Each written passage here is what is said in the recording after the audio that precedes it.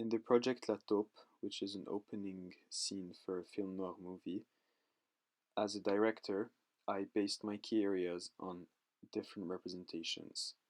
First of all, in the first scene, I worked on the class representation, starting with the settings, in which I located this scene in a mansion, which is the house of the main character.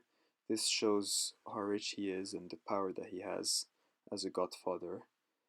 Then, for the cinematography, I used high angles to show how big the house is and to show every part of the house.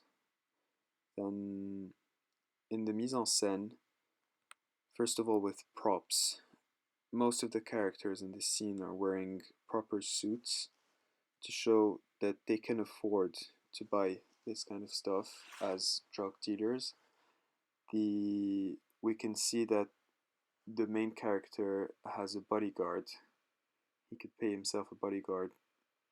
He has the luxury of to assure himself some security. And for the sound, I use a jazzy score, which puts the audience in a luxury mood.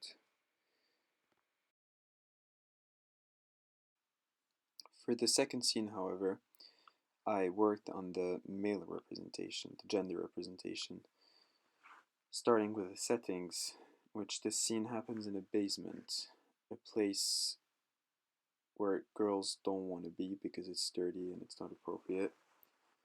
And with the cinematography, I used low and high angles to show the dominance that men has, the tension that they have. They're all jealous of each other.